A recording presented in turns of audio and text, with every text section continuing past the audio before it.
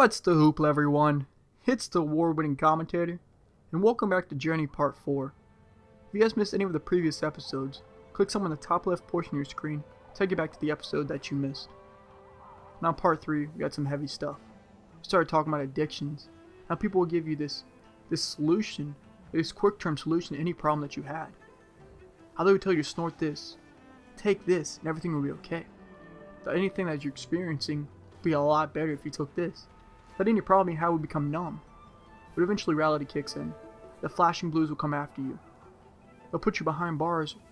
Maybe that doesn't happen. Maybe you just continue down this path and you start losing loved ones, friends you've had for a long time, or even worse, someone you know, maybe it's even you, overdoses on this. But enough about that. I told you for Part 4 would be a lot more fun. Start off the beginning of this part, Prince of Persia style, surfing on sand, beautiful graphics, and now we're falling down a sandfall. I'm not really sure if it's called a sand waterfall or sandfall. I'm just gonna call it sandfall. In this part we're trying to reach this orb. Trying to get this orb so my scarf will become longer so I can fly longer. At least that's what we thought. That's what my journey mate and I thought when we first started this game. If you guys have already played this game called Journey, you guys can laugh at what we're doing. Because you don't have to do this at all when you're playing the game. All we have to do for this part is go around these different carpet scarves, whatever you want to call them, that are in the sand, walk over to them, hit circle, release them from the sand.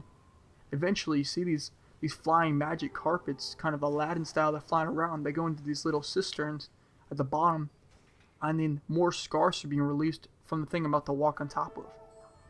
Eventually take that over to this other side, but that's not what I thought we had to do.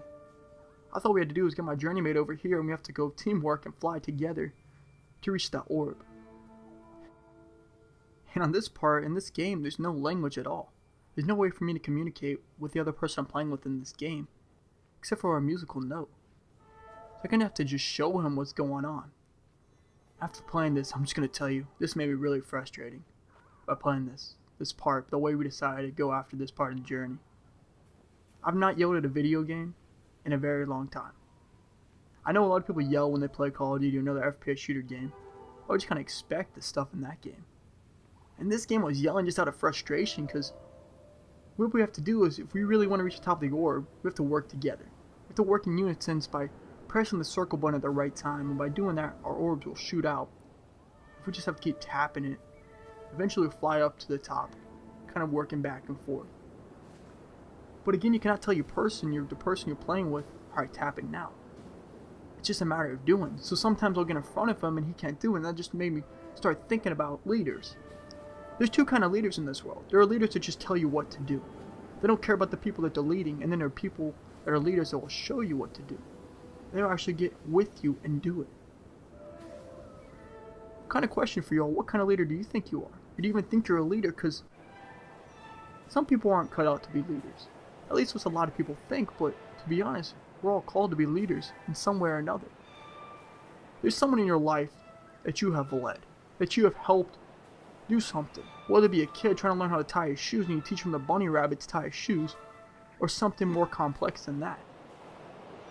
But along this way, you realize that this journey is just not about you trying to reach the top of the mountain. It's about both of you trying to reach the top of this mountain.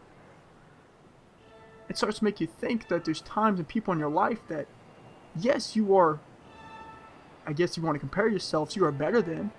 You are better than a certain area, a certain attribute, a certain specialty that sometimes you want to teach them as they're going along, and they hold you down. Like there, that was just a big fail on my part. So close to the top, and out of frustration just went back down. But